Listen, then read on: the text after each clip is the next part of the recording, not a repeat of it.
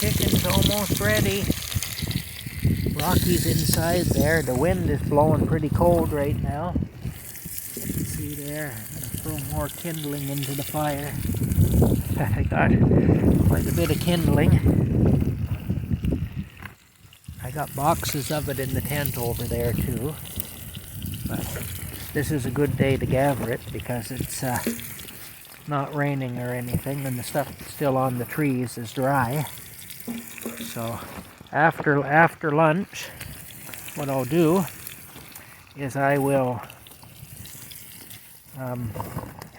gather more kindling, and then I'll see if I have the time and the energy, I'll see if I can't make some more music videos there with Tin Lion. He's been able to sleep in today. He's over in the tent there. In fact, if you look real close in that blue tote there, just inside the tent, you can see his feet sticking up. He's having a sleep.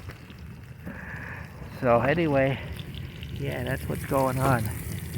So, yeah. Anyway, hopefully I'll have time to make some music videos with Tin Lion too.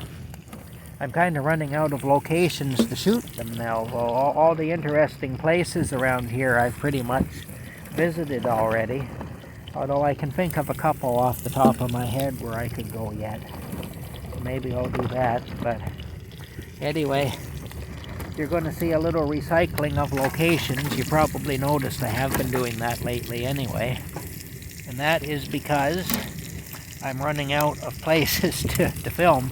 I'm hoping in the summertime to take him into town and to make a few videos in town with him. In fact, what I'll have to do is I'll have to bring my old phone with me too, because this phone doesn't have a lot of capacity memory-wise, but I can film a bunch on the old phone, and I can film probably 3 of them on this phone before I run out of room. So I'll probably make a day of it sometime in the spring or in the summer and just walk around town making videos with him. And hopefully not have anybody approach me and confront me because I'm filming and they don't like it or whatever. That happens around here.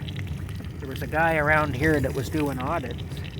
He was auditing the police and stuff and whatnot, and he got labeled a pervert because he was filming on the street and he was auditing the police and everything. And he had a YouTube channel, and he got shut down because people were accusing him of being creepy and all that. And that started out as a dispute between him and his next door neighbor. And the next door neighbor, I think, was somehow in with the police, so the police started to harass him. And that's how it started out. But anyway, it ended up with him being confronted by a woman on the street who left her kids sitting in a minivan and parked the minivan basically on the street and went after him and got up in his face and told him he wasn't allowed to film and all that on the streets.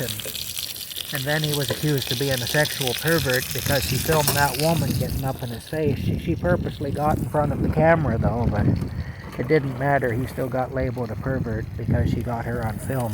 So, and a stalker and all that. So, like I say, it's a little bit dangerous really. In Canada, it's a little bit dangerous to film. When I was in my old house, the neighbors had a vicious dog that was always charging at the fence, trying to get across the fence. The dog didn't like me. For some reason, the dog didn't like me. Normally animals do like me, but this dog didn't. And I was nervous that it might get through the fence someday and attack me.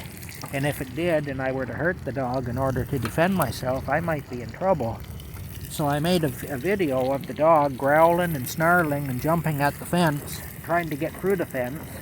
And this fence was a real rough fence. It was actually partially fallen down. It was only the weeds growing up through it that were holding it up.